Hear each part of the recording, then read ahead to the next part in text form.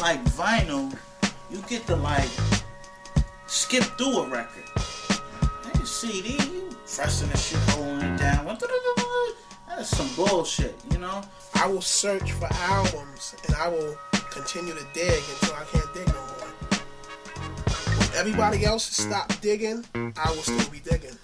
You know, because I will always be on the mission to find that one record. When I hear something and I don't have it, I'll be like, wow, okay, boom, I'm gonna go home and make some shit, you know what I'm saying? That's what inspires me. When I hear something that's real dope and it's a sample and it's altered or whatever, it drives me to go home and get busy. I mean, they making CDs, but they can't put all this shit on no fucking CDs, you know?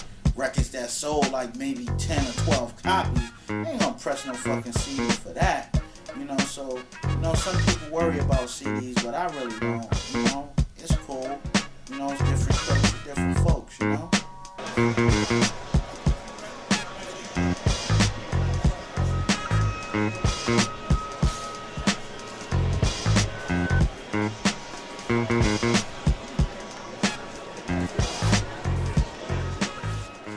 Sampling is the foundation of all hip-hop music. You know, that's where this started from for us, from DJs back in the park, catching a break, bringing the break back, you know what I'm saying, and keeping it going, you know, to somebody being able to sample and chop it up. That will always be, you know, one of the elements of hip-hop, man. Always. Beat digging. You know, because it's nothing like finding a fucking record. It's a rush, man. You know, you could be a guy without a dime in his fucking pocket. And when you find that record, man, you feel like you got $1 million. You feel like $1 million. I'm addicted. I must say I have an addiction, not a drug addiction. He was already following notes. A liquor addiction, cocaine, all that, no. Just records. Records. I gotta buy records. Elements of hip-hop, which controls a lot of other music now, from commercials to rock and roll to R&B, comes from samples. Comes from sampling. That's where it starts at. That's where it's going to end at. That's what it's always going to be.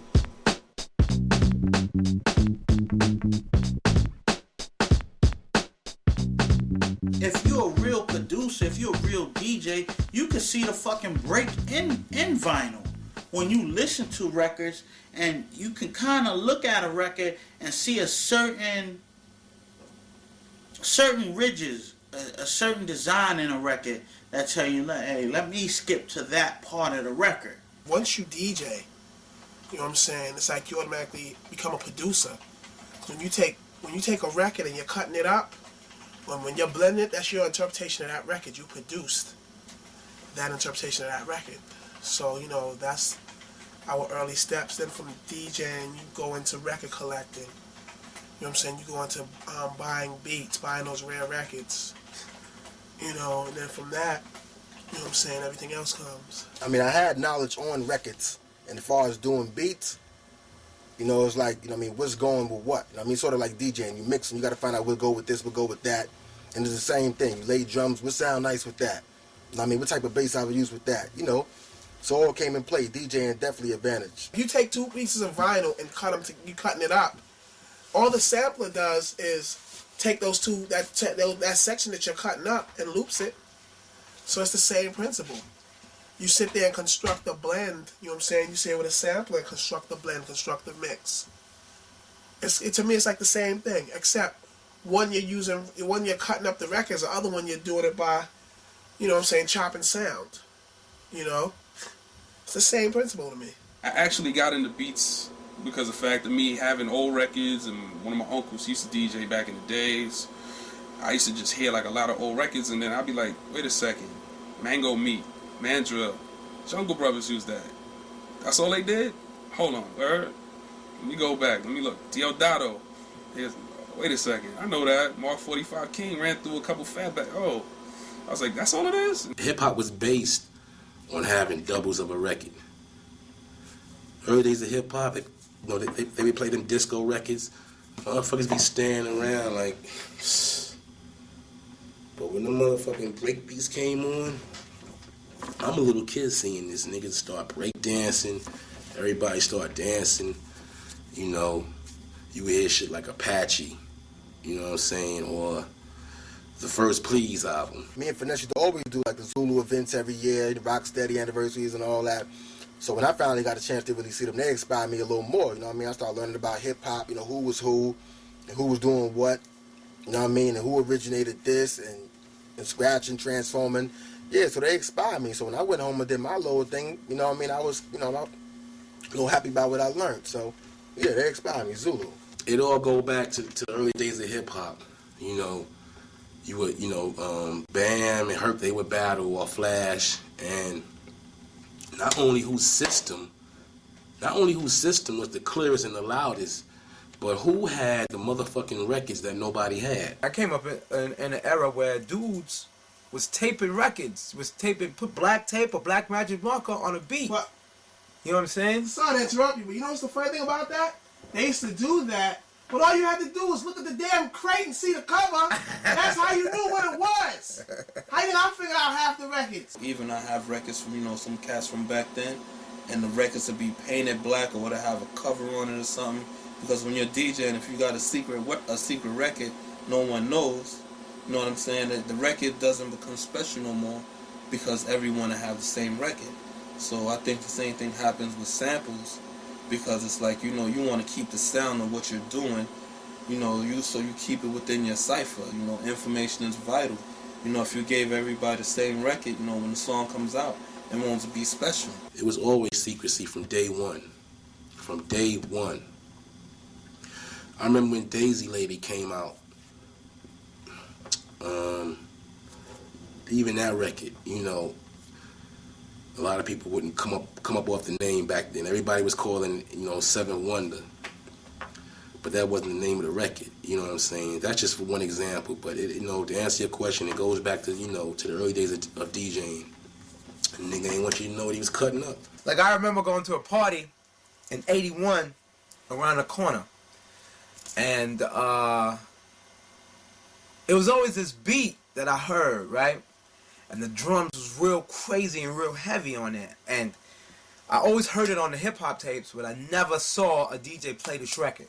So this kid named Jacob was throwing a party in his basement on Evergreen.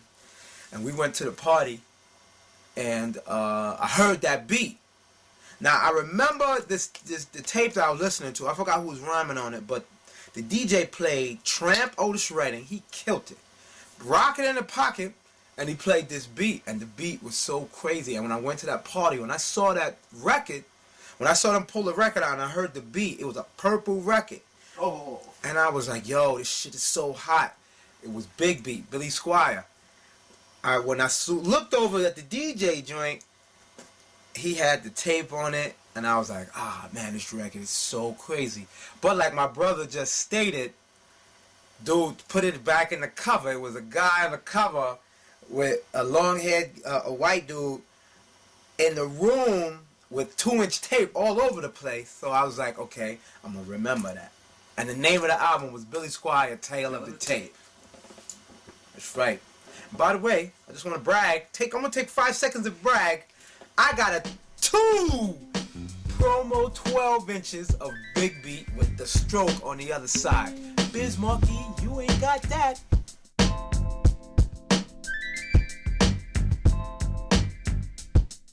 I started DJing like maybe like 79, 80. You know what I mean? I was 10 years old.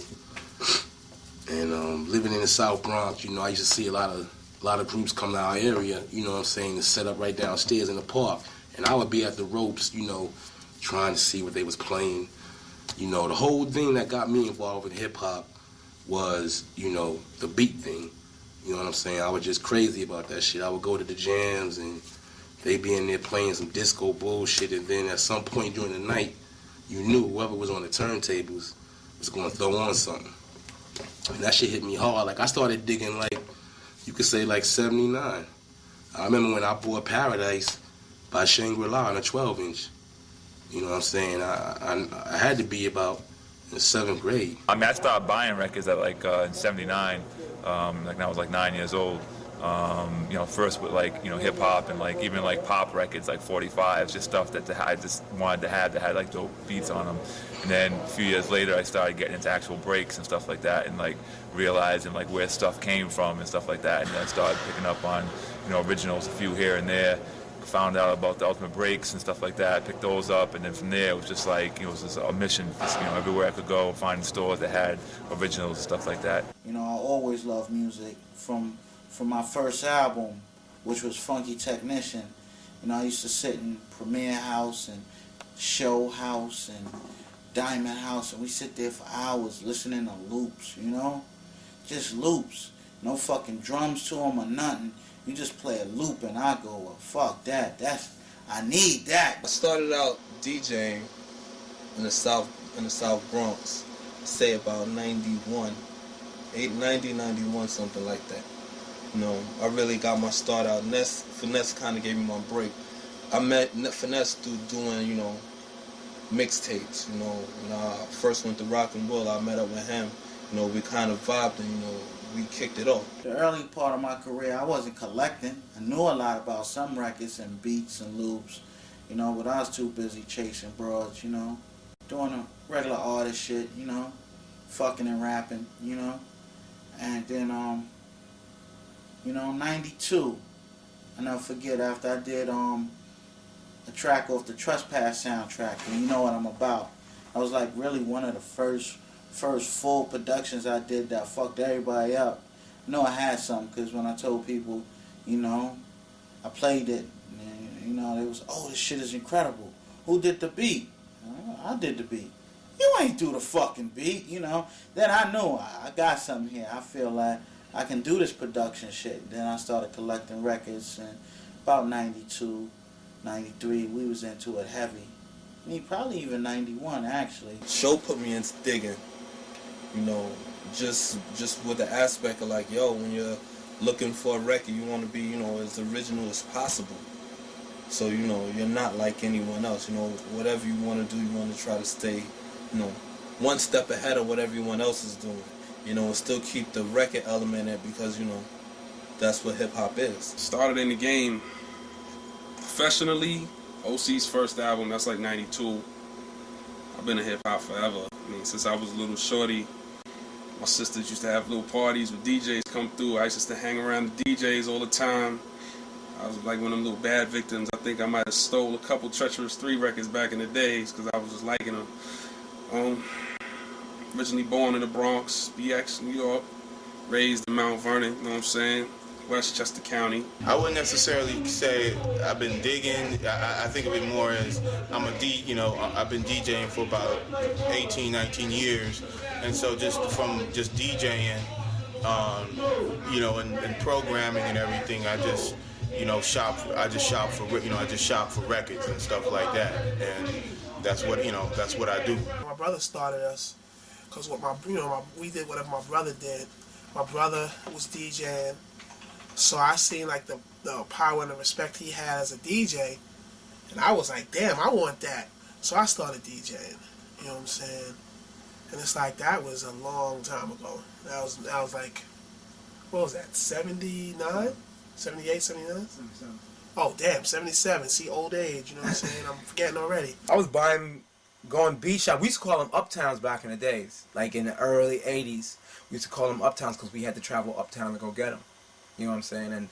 And I've been doing that, buying beats since like 81, 82. What we used to do was when Walt went to work, I would come downstairs and practice. And then before he gets home, finish and get out of here. You know, that's how I learned how to do my thing. The first record I did was for Fever Records, for Sal Albertello. That was back in maybe 88, 87. That was the first thing. It was for a group called Level 1. And from there, I'm hooked up with someone, C-Money, Ladies Can Have Your Attention, was the name of the record we did. Red Alert used to give it a lot of burn. That one was around 88, 89. It came out on Trumpet, and it was also Sal Albertello that did the distribution. Because it was a small label that went through through Fever Records? I'm gonna go by when I first 95. Nah, well, before 95, way before 95. That wasn't when you stole a guy's drum machine. Yeah, that was like 90. No, That's 92. classic. But yeah, started. First beat I sold, I think, was Positive K in 95. So that's my beginning date.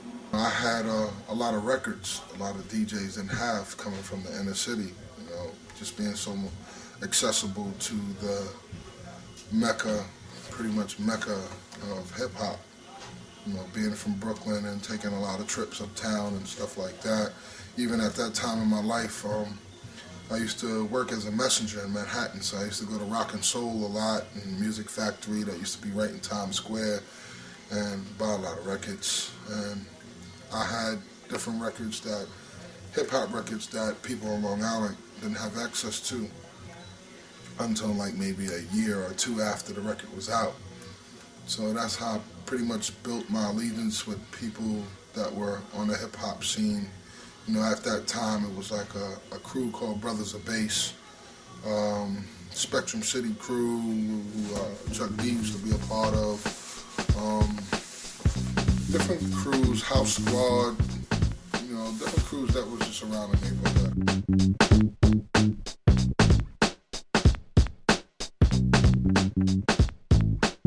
PITC is like, it's like a fucking tree. And I say that because the roots was really showing Diamond to me. That's like the foundation. I mean, I have a very intricate part to play in Diggin because a lot of things came, you know, through me at certain parts in the era. But I think through them too, the art of digging, to me, when you say digging in a craze, nobody ain't been saying that shit before we said that shit, you know? You can't tell me an artist or a crew that says, yo, we been digging. No, we been that shit, you know, since the fucking beginning, you know? And it really starts to me with them two. I say it first started with me and Show, you know what I'm saying? We both were like, you know, we both were DJs, you know, in our projects, Forest projects. He stayed across the street, you know what I mean? And we used to go to each other's house. You know, he'd be like, yo, I got this. He'd come to my house, I'd be like, yo, I got this. I used to watch them as a kid at jams, you know, Diamond DJing or Show DJing. Diamond had beats and a craftiness way of cutting, and Show was just a bad motherfucker on turntables, you know? First person I met from digging was Diamond. I just hang out with my man, this kid named Barry Black, he's down with Zulu Nation. And he introduced me to Diamond one day up in the Bronx by 241st Street, walking down the street. I knew him from then and we was cool. Growing up as a kid, you know, we would listen to the Zulu Nation tapes, Cold Crush, Flash, you know what I'm saying? All that did was just fuel me. Because I was like, damn, these niggas got mad records. This character here, I never forget, you know, it's a pathway, you know, that I used to go to my high school, you know? It's like a shortcut to get to the high school. And I know, passing through the pathway, you know, he window, blinds down, you know. I used to, psst, psst, yo, Ness, yo, what you doing today? I'm going to school. You know what I'm saying? Come up here, man. Hang out, you know. Got a few chicks coming through. Got some weed. I wasn't even smoking weed back then, but you know, nigga gonna be making a tape. That was the key word. Oh, we making a tape? A word? I'm gonna get the rhyme, you know? And nigga used to just cut out of school. Motherfucking homeroom, you know? Sit up there till 4, 5 in the afternoon, rhyming, listening to beats. You know, that's where a nice part of my knowledge of James Brown and certain breaks and cuts came from. Is this nigga, man, I wish to this day I had one of them old school Diamond D tapes of this nigga cutting Catch a Groove and oh my gosh, man. Shit, the way he used to cut the breaks. It wasn't like he was super fast, but he just knew how to finesse the motherfucking break part, you know? As far as, you know, me doing other people, you know, I produced so many people, it's like, off the cuff, I liked the shit I did on Pharoah Monch's first album, called The Truth. It was him, I think, Quali, and Common. You know, that was crazy. I remember when I brought the record over to Kid Capri's house, I think Kid might have had it. But a lot of times when you have records, you know, the part could be like 4 or 5 seconds. You know, you just gotta just do your thing and work with it. And when I showed him where I got it from, my man went crazy. He was like, yo, the fuck, I had this shit all the time. But I mean, you know, one of my track, The Truth, that's the one that stands out. So he definitely came with his own sound, own style, and he dug hard. You know, he kind of changed up the way a lot of cats was producing at that time with his sound. Him and AG dropped their first records. People was like, yo, okay. Show was the first one that really was chopping up loops like that, where he took like a lot of my loops that I used on a Return of the Funky Man album and killed them shits, just chopped them shits up. Like, whether it was like, if you listen to Catch and Wreck, the way he chopped up the Lou Donaldson drums, the way he created Party Groove, if not, I think it is, correct me if I'm wrong, but it is one of the first records that have a loop playing throughout the whole record with a voice sampled on top being repetitiously, you know, going repetitiously throughout the whole record with Kid Capri voice. Yo, it's crazy. I first met Show, we was both like pop lockers. I know that shit sound crazy now, but you know, when me and Show first met, we was both on some real Electric Boogie shit real hard. Walking around with white gloves, wilding. You know, and then from that, we found out we both were DJs. We both were into beats. You know what I'm saying? And ever since then. You never really heard of Show and AG, but when they got on, they just got on the strength because they had a dope record. Not because they came out of Rockefeller camp or they came out of Bad Boy camp, you know, or Rough Rider camp. You know, that was just on the strength. In 91, 92, 93, DJs didn't really care who you was down with. You know, if you was dope, you was dope. If you wasn't, they didn't want to play your record. I remember Show had a spot on Prospect Avenue. It was like an old furniture store. My man went in there and bought every fucking thing. Damn near. I know he got that Jack Bruce album out of there. And, a lot of memories, yo. So really the foundation of digging starts from them two, and it's like when I got a chance to do my album on Wild Pitch Records, it's like, you know, those was the first two producers. Yo, I love these niggas, you know? They got some shit. First time I met Finesse was actually at his video shoot for Strictly for the Ladies at the Castle. Used to be this old underground spot back in the days. Kid Capri used to DJ there, whatever. I met Finesse that night, Showbiz that night, and AG that night. I used to watch Show and Mike Smooth, you know, my DJ, and I could just watch them and just absorb shit like a sponge and hop on the turntables like a few minutes later and somewhat do the exact same shit. And they used to bug Show out, especially bug Show out, because for MC, if I got on the turntables, you would never in your fucking life think I was an MC. Finesse, he's one of the few cats that, yo, a nigga do everything. Yo, cut, rhyme, you know what I'm saying? The nigga do graffiti, I think. That's my little man, word. Somewhere out there is cats that say, nah, that wasn't it. It was this one. Or, nah, it wasn't that one. It was the Shorties Caught Up in the System soundtrack. Or, no, that wasn't that. It was the Knocking Niggas Off, Knocking Niggas Out, where he freaked the Scooby-Doo shit, you know? It's different things that people gonna like me for. Mostly if I dig, it's probably with, you know, with Finesse. You know, here and there, but, you know, mostly... You know, we might dig alone. It's just like, it's not like an everyday thing like it used to be. We had something in common because we was both from the Bronx. His name was Buck Wild. So I used to bump in the Buck every time, you know, first of the month or maybe twice in a month. I'd do a mixtape. And when I used to go in the store, we used to bump in the Buck and we kick it. And then eventually, between making mixtapes at Show House and making mixtapes at Buck Crib, you know, me and Buck became cool. Always stay one step ahead. Always. Because that's the only thing. I'm still here. I've been doing beats since, 93, 94. And it's, almost 2003. Mm-hmm. And and I still make records to compete with all the other records. Once you learn how to make records, you can never go wrong. Hip hop always goes in cycles. I'm a big fan of going to somebody's crib and seeing their record collection. And when I was a kid, the first thing I would be like, yo, can I look through your records and stuff like that? Buck Wow, when you go to his house, his records were so neat, and the records were just put away nice and categorized, and I was like, yo, I was afraid to touch his stuff.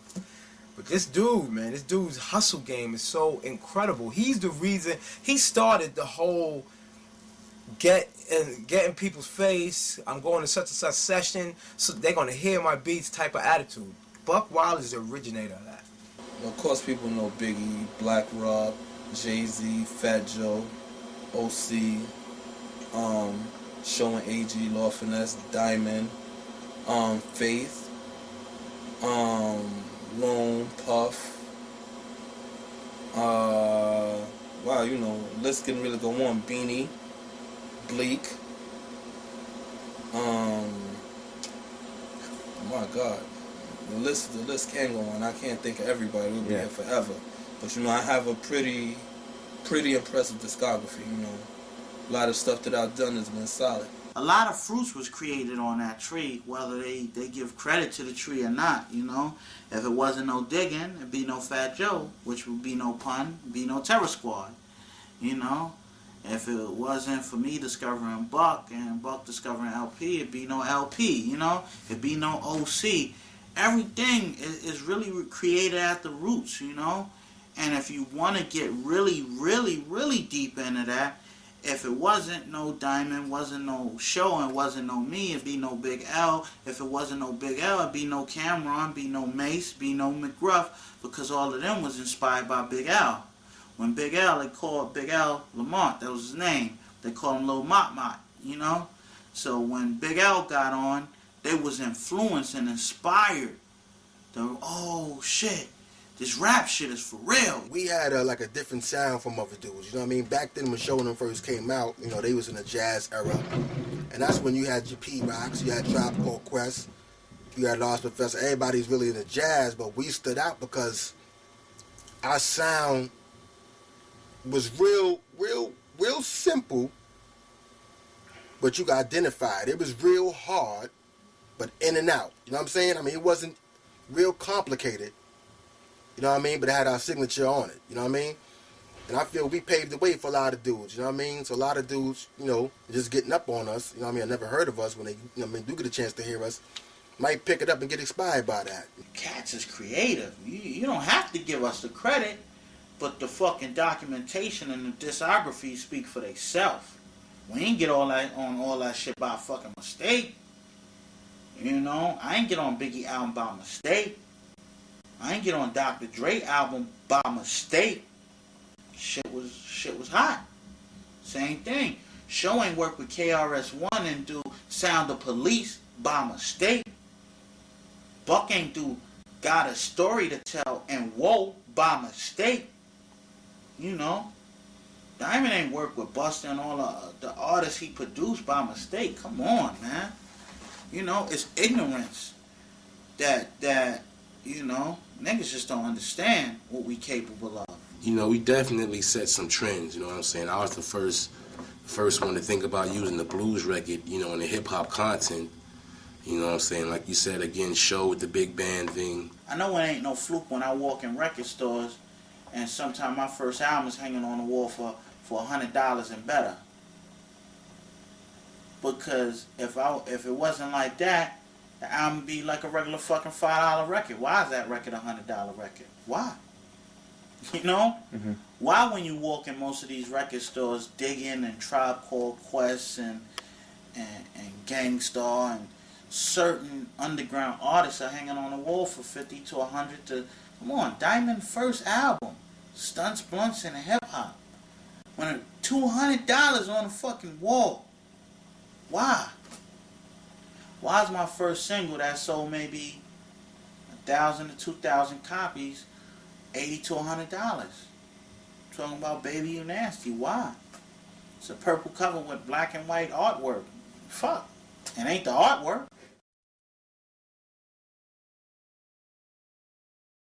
Juju from the Beatnuts I've known for a while. But that's how I hooked up with him, because he bought the record at a record store called Numbers on Junction Boulevard. And he was like, you know, he described the record cover. He was saying, that's your record? And I was like, yeah, that's my record. I mean, I've always invited him to, I said, yo, come over to my house. I got a little studio, we can record. I guess he was like, nah, I've known you forever, and I don't know you for doing music. So that's why I felt he kind of slept on the whole thing. So, but once he heard the record, he was like, man, you know what? I brought that record. I brought doubles of that. You know, and next thing I know, he's knocking on my basement window, and you know, that's how I got together with him and with Les and Fashion. I picked up shit from Jerry, from Juju. You know what I mean? Like, just hanging around with them, you start picking up shit. And I was very fortunate where it's like they were from around my way.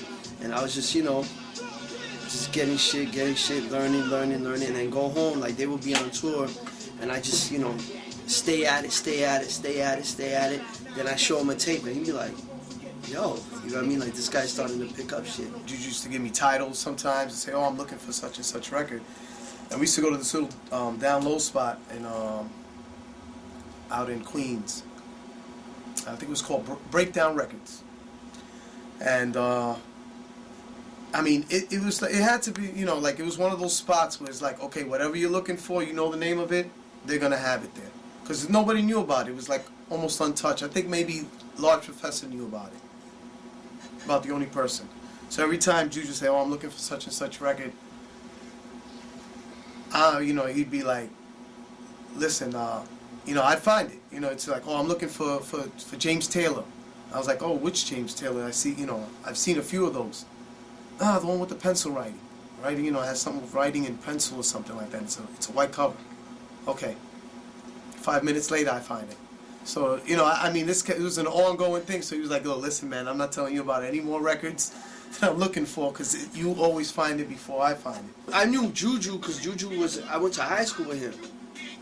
But, you know, we were into other things back then, you know what I'm saying? We were, you know, Juju was always, damn, son. Juju was always a DJ. He used to run with this kid named Born. And Born and Juju used to DJ together. And I remember my brother went and rhymed in Juju's crib when Juju was just DJing and shit like that. When I first started getting with the Beatnuts, I told them, listen, you know, can we just, you know, I want Vic, produced by Vic for the Beatnuts. They were like, nah. It has to be, say, Beatnuts. Like, we're, you know, it's a whole group. We're the Beatnuts. So it can't be, you know, like, that's, you know, you getting your credit, like, kind of separating yourself from us. So that's what kind of happened there. But, you know, all that earlier stuff, like the Pete Nice and whatever, you know, it's like, you know, Curious George, you know, say Beatnuts, but it was me. Well, actually, the Pete Nice I did with Lester, so. I wasn't really into that shit back then, and to be totally honest with you, neither was Juju. Juju was on some, like, other shit, you know, so was Born, and they were just doing the DJ shit, you know, on the side, but, you know, they got more and more into the music. There was one point where, you know, we were so busy doing remixes, you know, everybody wanted that street sound. It's like, okay, we have this radio version. We even had MC Light.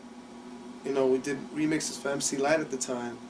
Naughty by Nature.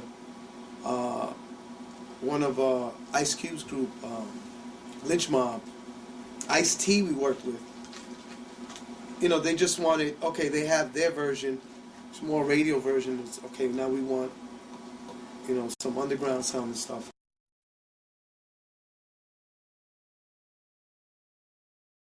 DITC had a record out. We liked the record, so we were like, yo, let's do one. This is what we do, man. You know, like let's make a record, you know, about beat digging.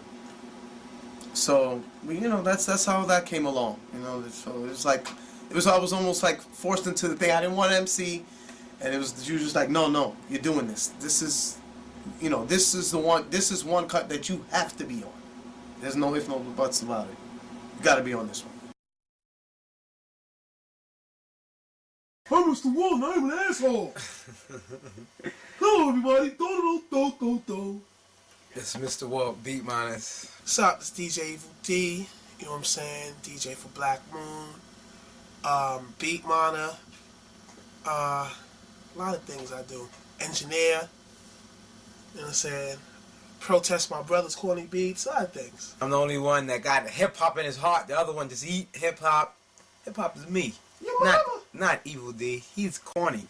Walt was in this group called Potentially Dangerous, and DEA had this record called The Beat Miners, which told a story about how cats would dig for beats. You know what I'm saying? I think that's how Walt got the name Beat Miners. Before Beat Miners was Beat Miners' name was Black Moon. It was Black Moon Productions. You know what I'm saying? But once he came up with the name Beat Miners, me, Buckshot, and Five ran with the name Black Moon. My pops, he used to bring like a whole joint of records home when we were kids, and man, he just got me into that. You know what I'm saying? Records is just me, man. You know, I'm addicted. I'm addicted to this.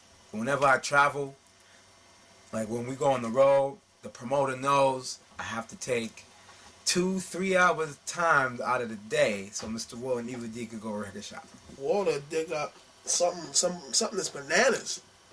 Yo, this record is hot. How you know it's hot? Because the cover got yellow on it. And it'll be hot. Yo, this record is hot. What do you mean it's hot? That's such and such. But did you hear this breakdown after the third riff? You know what I'm saying? Like, Walt studies. Like, Walt, I don't know what it is. Like, he walks around. Maybe he got like a crate in his pocket or something, but he studies records. We had a little joint called Finster Baby.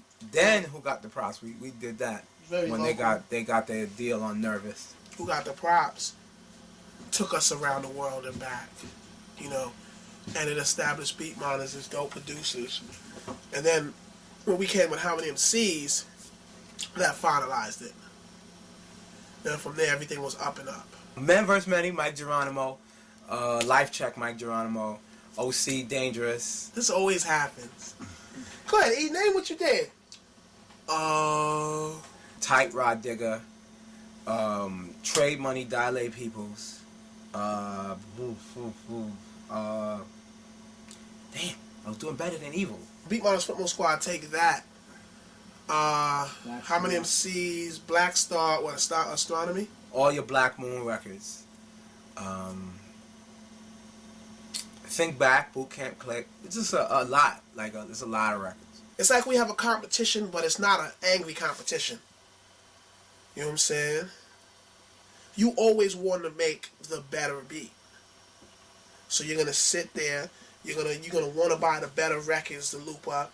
You're gonna want to be I want to be the guy, the cat that can chop the MPC down or chop on the SP real good. You always want to be the best of what you can be. It's like a tape that has all the original samples. Like, for instance, what we had on that first tape was like off the books, that original sample. You know what I'm saying? Like, it's just the break that they used, not the whole song. Because a lot of the songs that people don't know. Because we always get complaints. Why don't you play the whole song? It's like the whole song is actually not that dope, or you wouldn't really be interested in it. It's just that one break that they use. That's like, oh, okay, that's where they got it from. You know what I'm saying? So we were just doing it like that, just from break to break to break. And it's kind of like when I was a kid, and I used to see, a lot of guys at parties and stuff like that, just playing breaks. So they would be cutting up they would be cutting up Bob James or whatever. You know what I'm saying? And they would just be playing that one part, even though the whole song is pretty dope. But there was a lot of breaks like that. Like the Thin Lizzy break, Johnny the Fox, you know what I'm saying? Like, they would just be cutting up that one part, not the whole song. And so we kind of felt like we should continue in that. Personally, I don't even consider mine to be mixtapes. I consider them productions, because I feel like I'm producing it. I approach it the same way I would approach doing an album or a record. You know what I mean? So, I just try to just bring as much entertainment value as possible to it. That's what I like about a tape is, like, you gotta really surprise me, you know what I'm saying? Like, with some different shit. Like, pull out something that you wouldn't ordinarily think that somebody would know. Even if it's a real short sample. I think those are the ones that are, like, really, really dope to me. If you listen to them, you can see there's a constant theme going all the way through. Like one I had called Drugs, which I built this whole theme around kind of like an analogy between records being drugs. And I you know, got all these samples from these like old drug addict records, you know what I'm saying, and threw that into the mix and made that all fit. Made it sound like, okay, are they talking about drugs or are they talking about records? Because it could be either one, you know. Anybody that's a real collector knows what I'm talking about as far as the whole thing being very addictive. So, you know, that's one of my concepts, and I try to do that on all of my joints, just to give it something, you know, to build on and make it stand out and be a little different. I definitely respect Soul Man's tape. I think his tapes are definitely dope. I like Supreme's tapes.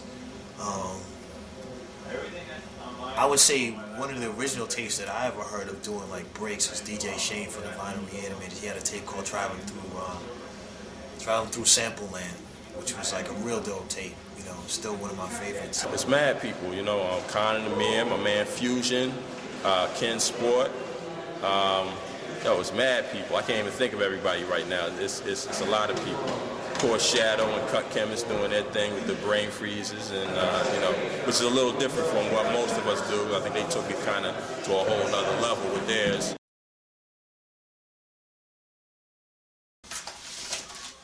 I look for all types of shit I don't have. It's never a particular thing.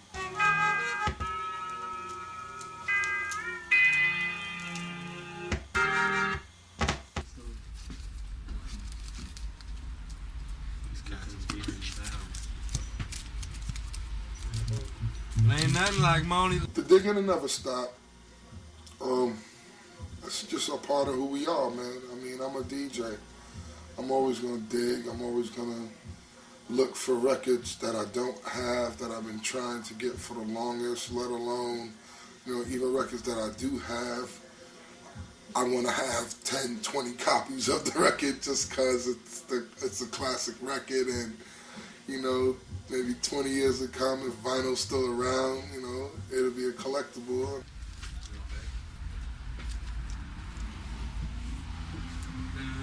That's what I'm about to do. I was about to do that.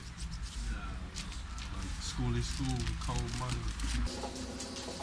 This is like an original B-boy record, for real. Spend my last dollar, homie. To be blessed to go to so many different countries and learn about other styles of music, you know, that's an inspiration on what we do creatively. To be able to go to Brazil and buy some Brazilian records, and Japan and buy Japanese records, you know, Japanese music. So it's a blessing to now be able to go around the world and explore and get other styles of music. I think the furthest I've been was to Vienna. I went there, and it took me a minute when I was there to get to find the hot shit, but I found some shit when I was there, some weird off-the-wall shit. Because I think in all the countries, they try to cover a lot of American music. And then I've been to like crazy places in Europe. I mean, like just the regular places like, you know, Belgium and, let me see, I haven't really done France, Germany, and then I've been out to like Hungary, Czechoslovakia, Poland, Estonia. Been to some strange places. Guess my sign, fool. The most evilest, stingiest, nicest, friendliest.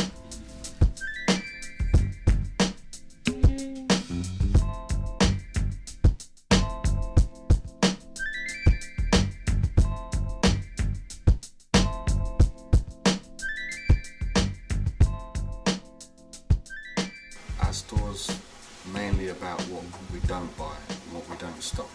You know, and there's a lot of stores. I mean, the general thing is you go to a record store and you dig through a lot of junk, a lot of the same old records to find particular types of stuff you're looking for. And we've reduced that down so that a lot of the records that you just don't want to see again, you will never see them in here. A lot of stuff does come in over the counter because we're in New York City. It's a great place to find vinyl. It's so many people over the past 30, 40, you know, ever since I've been making music, New Yorkers have been buying it more than a lot of other places around the country. So there's a lot of stuff that we get that walks in that I know people around the country and around the world are very envious of. So that's really a plus to the store. But we do go into the warehouses, we do the record shows, and we do You know, they say pound the pavement to find this stuff. Going around the store here, we've got disco, R&B, some reggae, hip-hop, soul, funk, jazz, soundtracks, Brazilian. It is hard to come across new things that people don't know about. And that's why I'd say the market or the collectors are starting to really get into obscure stuff from really strange places of the world, but even that's very limited. So it is a rare thing that I find a new record that really is mind-blowing that no one knows about.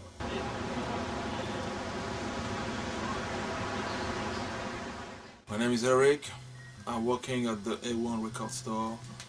We specialize in jazz, soul, hip-hop, disco, and some break beats. All kinds of people shop here, really. You know, people that buy stuff for beats and things like that, but I also sell all kinds of stuff, jazz, rock, weird electronic stuff. If the record is very hard to get, it's a beautiful record, you have to pay the price for that, you know. We got records from like $5 to 400 or 500 sometimes, you know. A lot of library. I got a big collection, a few thousand of them, a few months back. And also, you know, people sample anything these days, anything unusual. So it's not just beats, and anything that's that other people haven't sampled yet that they can make something out of. Last year we bought a collection of library, like 12 boxes, very good stuff, and we sold it like that, you know. Buck Ride came from the ITC, they love Finesse too, they bought a lot.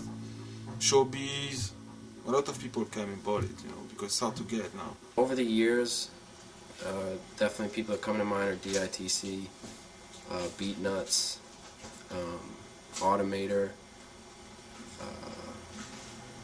really too many to mention. Premier comes through, Questlove from The Roots comes through all the time. Pete Rock, Primo, some house DJ, some of everybody, man.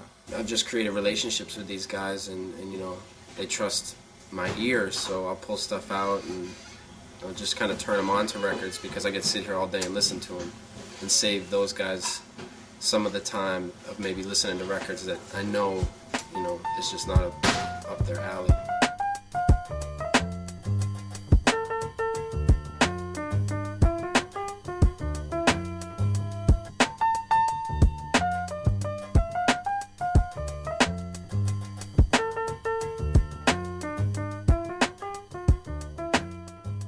For me, a record show is for everyone that's going around that's really looking to find that old vinyl that they can't find anywhere else.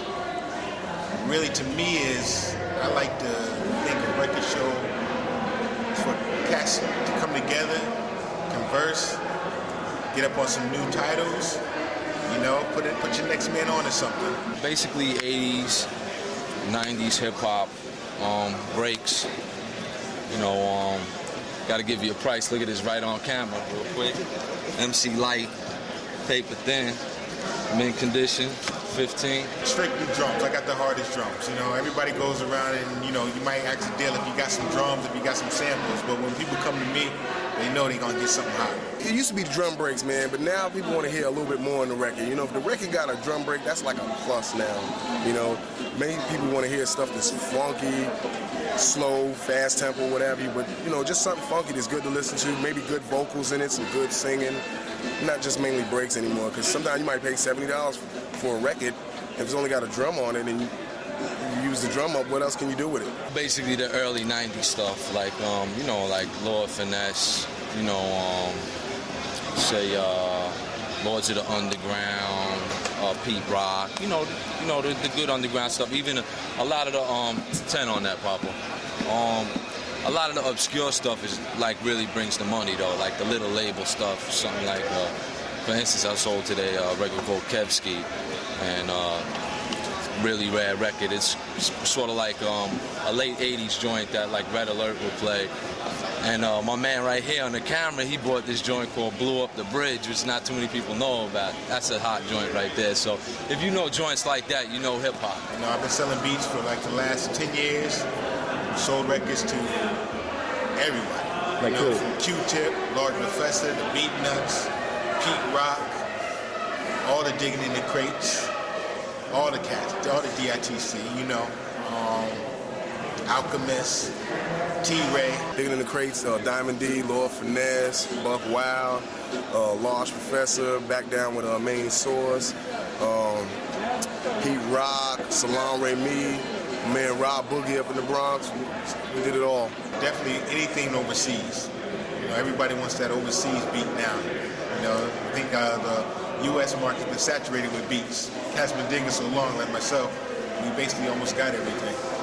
So we're looking for something new, a little different sound. I got Paul C's collection, and that shit, I mean, it was a shock. I went in a thrift store in Staten Island where I live, and I went through it, and it said Paul C on it. I was like, oh shit. I mean, it was like maybe, it was only like, be honest with you, the collection was only like 4 crates, but it was good stuff. And I just, you know, it was so cheap, it was only $1 a piece. I picked up the whole collection, you know what I mean? It actually had some pictures of Paul C too, with him and his wife when he got married, which was really cool, man. Roosevelt, that's where it was really, the shows really started for me there, man, because about 10 years ago, that's when people were just finding a lot of nice breaks, and then the prices were really going up on it because, like I said, people, once they found out a record was hot, everybody wanted to get it, you know. We used to just trade. If I had 2 copies of one thing, somebody had 2 copies of one thing, and I liked his, and he liked mine, we would trade up like that, you know. So it wasn't unusual for me to have 2 or 3 of the same copies of a record, you know, just to trade up. And that was before the vendors started taking over, man, and really bringing the prices up. It was like 5 in the morning, Q-Tip outside beeping his horn on some let's go. Go with Q-Tip, get to the spot, 6 o'clock, start digging. Pete Rock is already there. Kid Capri's already there. Lord Finesse, Buck Wild, Easy LP walking in. Large Professor's there.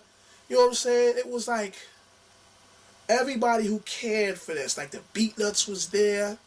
Everyone who cared for this music was there at the conventions when the conventions was hot. We're here thinking that, you know, boom, we're going to be there early. Walk in the door, you see Diamond. Hey, what's up? Diamond, what Diamond doing here? Look, you see Showbiz and Buck Wild in the corner. Hey, Mr. Ward, hey, Pete Rock. You're like, yo, what's going on? Yo, this dude's business here. Yo, dudes used to spend the night in the hotel the night before. And we all running to each dealer, you know, trying to get the dibs, get the first dabs on shit, you know, T-Ray. Oh, man. And the shit was funny because the shit would start at like 9 o'clock. We in that motherfucker like 7 in the morning. We pay like 20, 50, whatever it took to get in that motherfucker a little earlier. You know, niggas would do just to, you know, just to be the first to get shit. The only thing I didn't like about fucking Roosevelt is like, you go to one guy, he's holding all the fucking records for PM Dawn.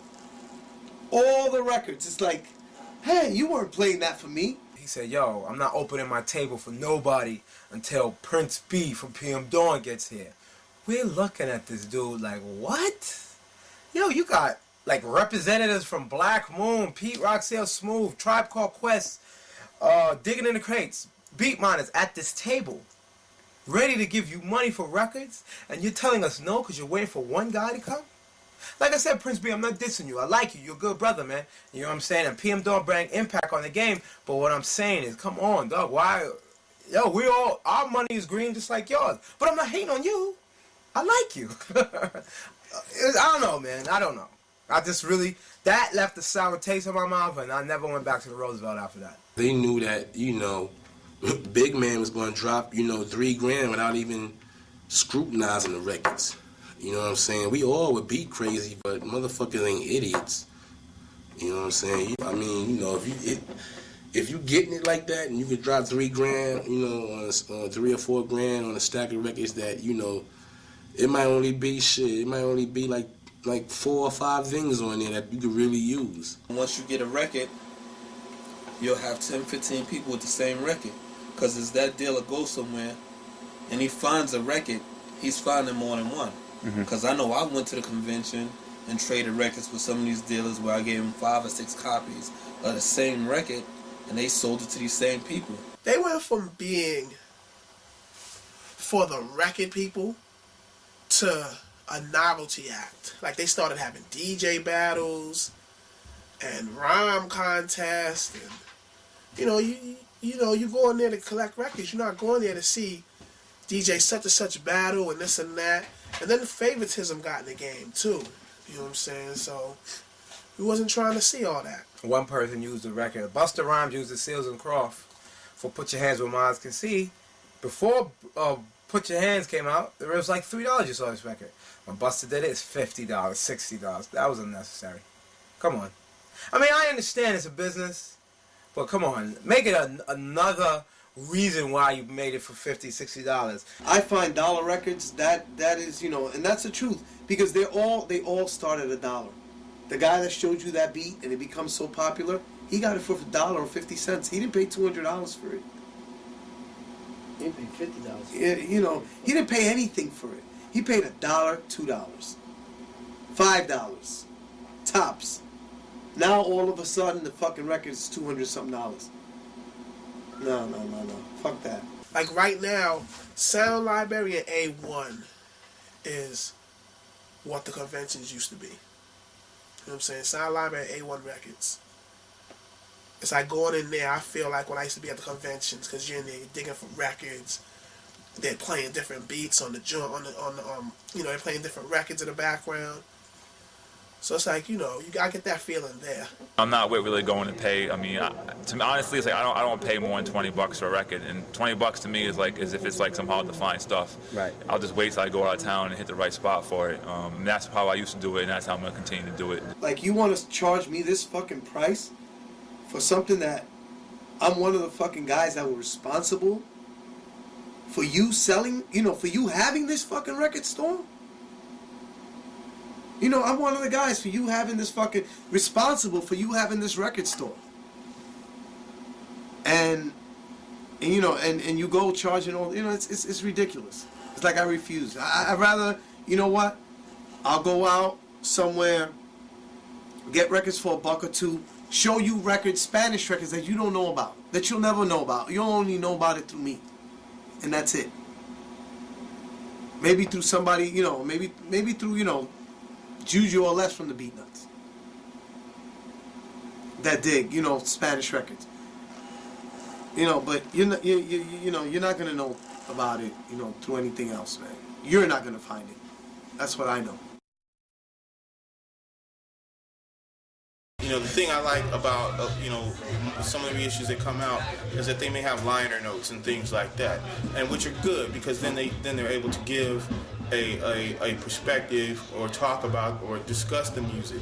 Like I said, it's one thing to play a record, but it's another thing to just have a sense of where it comes from. You know what I mean? The people that say they don't like reissues, I think everybody's had the Ultimate Breaks and Beats, as an example. It's like that's a part of hip hop culture. Reissues are cool because you necessarily don't want to take your original record out on the road.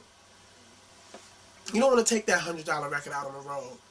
So you buy the reissue, throw it in your crate. I don't want to go ruining all these records that I've been spending, so much time, locating a copy of. I make acetates, so I don't have to bring my originals out. If I find one of my 45s on a Kev Darge comp, I'll buy the Kev Darge comp and play that, Egon, he's, he goes the extra mile, and maybe with the internet and stuff, it's easier to get a hold of people than it was back when they were doing those. Very rare that I buy a reissue. Most everything I try to make original. Fucks up the whole value of records. Fucks up the whole art of digging, because if you spend 2, 3, 4, 5 years to get these records, and I mean, for somebody to get that shit in a day or two, get your whole shit that you done spent 10 years to get, certain pieces, because the shit is on bootleg now. That's fucked up. Like, there's guys that flip reissues and, it's cool. But, they're digging, but they're digging the surface. And those are the same guys that they start out by digging the surface, then they start getting into digging deep, you know what I'm saying? Because you buy that reissue, you got 10 records on it that people used. After a while, you're going to want to hear, you're going to look at it and go, wow, Frida Payne got this one break on there. Yo, let me buy her album, see what she got. You know, so it's like it opens the door. Sometimes it's cheating when they do a breakbeat record and they put all the shit on there, and a cat will run up to me.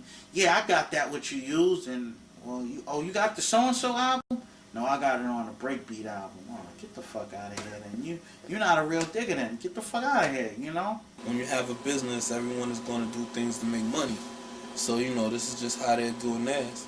But what happens is sometimes these people who they're putting their records on the albums are not clearing these samples.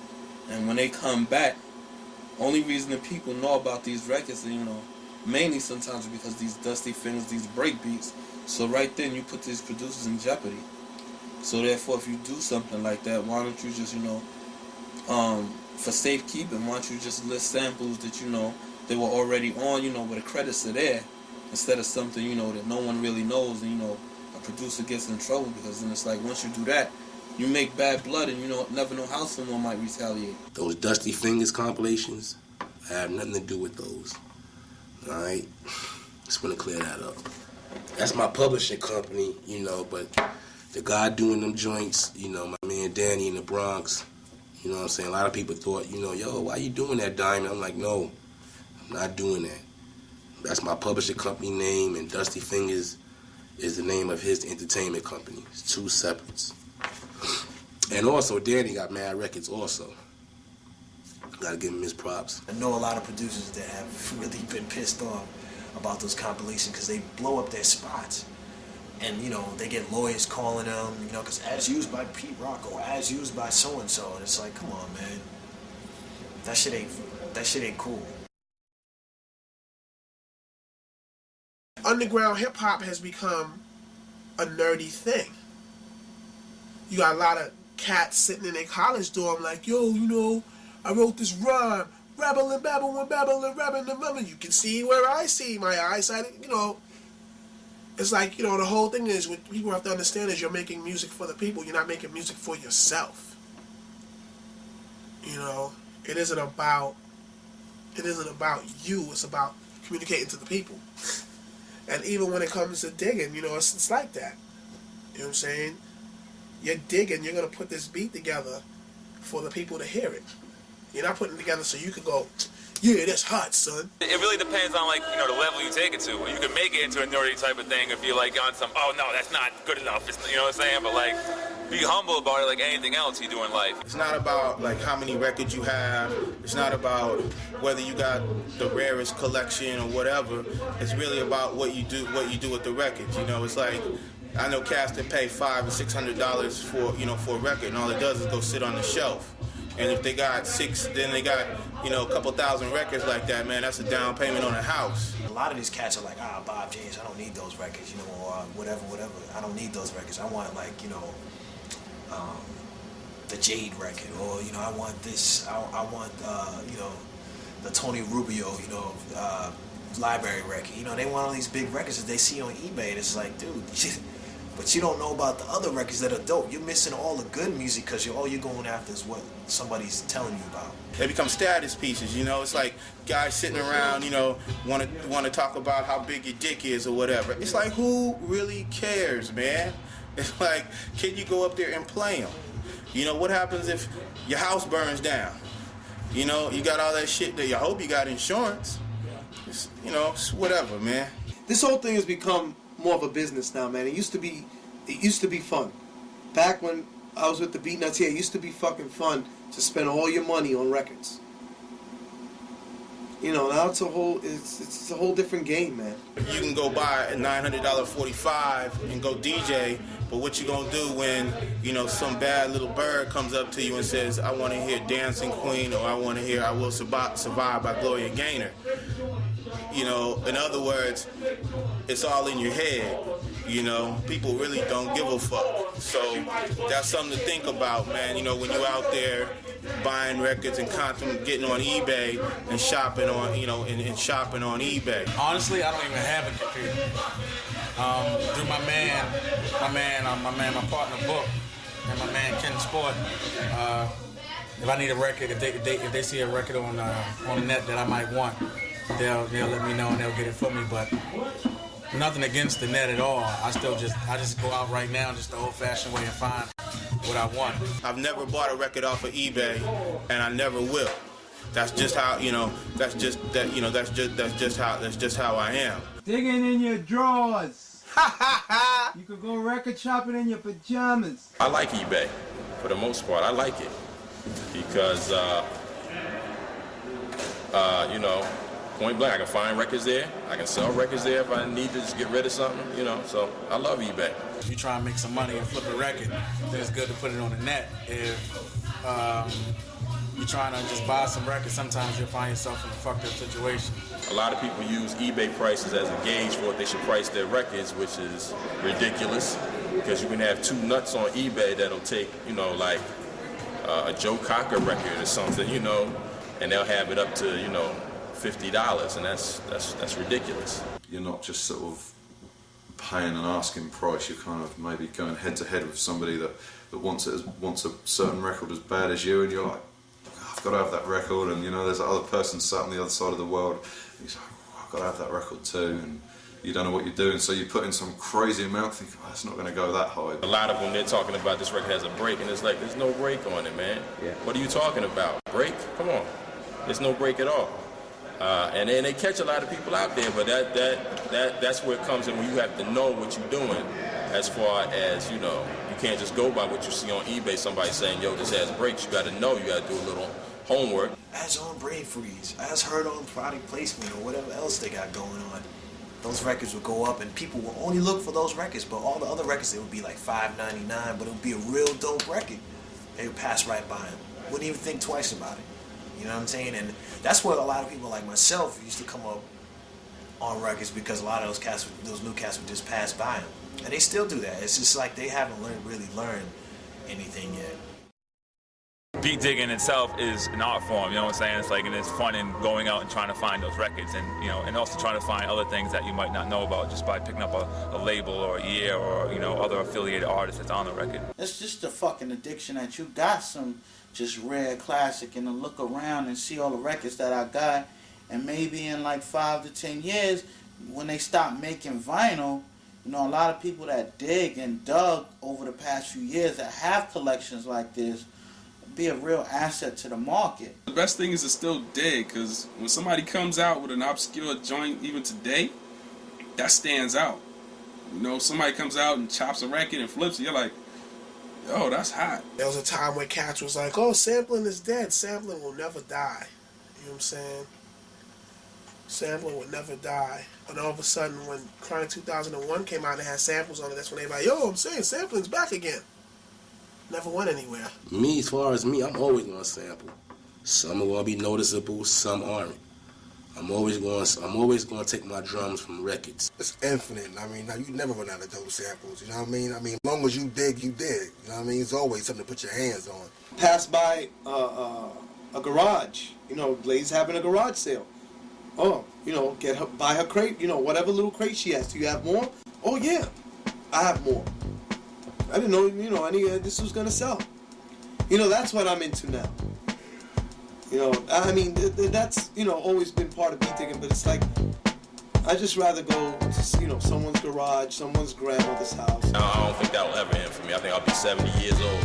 You know, like one of my CDs is called Never Stop Digging. I think that's how it's gonna be for me. I'm gonna be like that old man on the cover, still coming out and trying to find records.